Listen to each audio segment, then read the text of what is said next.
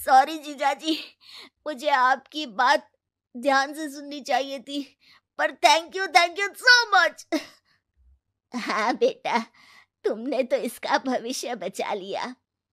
शिक्षा, दूसरों से मदद मांगना गलत नहीं, पर दूसरों पर निर्भर हो जाना गलत है।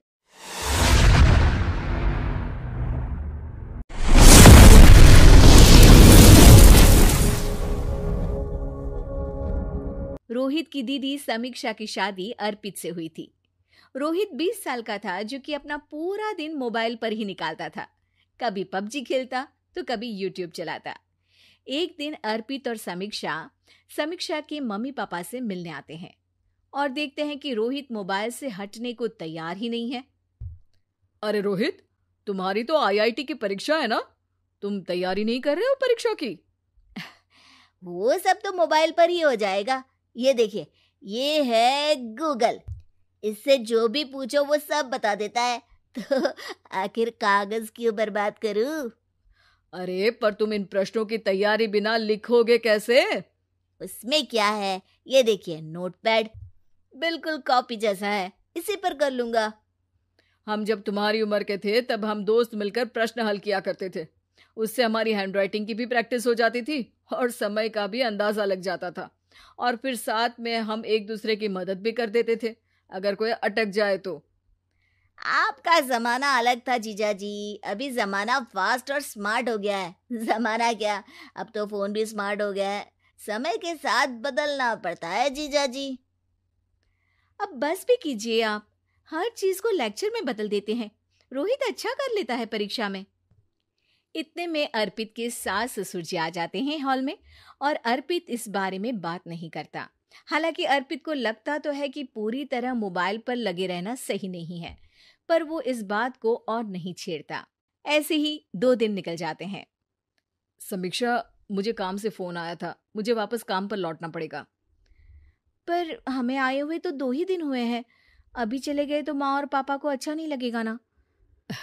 अच्छा ठीक है, तुम रुक जाओ, मैं काम खत्म करके फिर लौट आऊंगा। एक काम कीजिए ना, परसों रोहित भी परीक्षा के लिए निकलेगा, आप उसी के साथ निकल जाना। दोनों वैसे भी बात नहीं करते, साथ में जाएंगे तो हो सकता है आप लोग आपस में बातचीत भी करने लग जाओ। ठीक है, मैं काम को 2 दिन टाल सकता हूँ। उसी रात जब सब खाना खाने बैठे थे, तो अर्पित अपने जाने की खबर बाकी लोगों को बताता है। मुझे काम के लिए वापस जाना होगा। अरे बेटा, पर अभी तो तुम आए हो, इतनी जल्दी चले जाओगे? नहीं माँ जी, समीक्षा यहीं रहेगी और मैं जल्दी काम खत्म करके वापस आ जाऊंगा। ठीक है, काम भी जरूरी है। वैसे कब निकलोगे बेटा? 2 दिन में। मैंने सुना है कि उस दिन रोहित को भी परीक्षा के लिए जाना है, तो कल मैं दोनों की टिकट करा लेता हूँ बुक। मेरी टिकट रहने दीजिए जीजाजी, मैं तो फोन से ही करवा लूंगा। हाँ, पर कोई दिक्कत हो गई तो? अरे कोई दिक्कत नहीं होती जीजाजी, फोन सब कर सकता है। हमारे फोन के रिचार्ज से लेकर टीवी का रिचार्ज सब रोहित यही फोन से बैठे बैठे कर देता है। अब ये नई चीज तो हमारे समझ के परे है, पर अच्छा है कि रोहित जानता है। हमारी मेहनत इतनी कम हो गई भाई। हाँ, पर अगर टिकट नहीं मिली तो? अर्पित की बात पूरी होने से पहले ही बिजली चली जाती है। अरे ये क्या हो गया, आपने बिजली का बिल भर तो दिया था ना?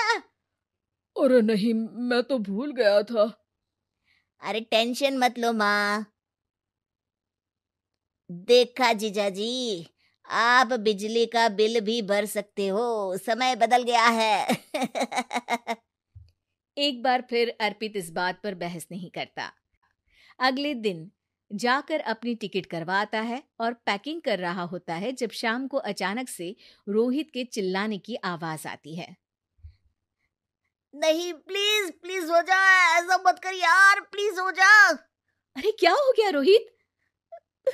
दीदी, सर्वर हैंग हो गया, मेरी टिकट नहीं हो पाई दीदी। क्या मतलब टिकट नहीं हो पाई? इतने में वहां रोहित के मम्मी और पापा भी आ जाते हैं। अरे क्या हो गया? माँ, मेरा टिकट नहीं हो पाया, सर्वर डाउन हो गया। अरे पर तूने तो बोला था कि हो जाएगा।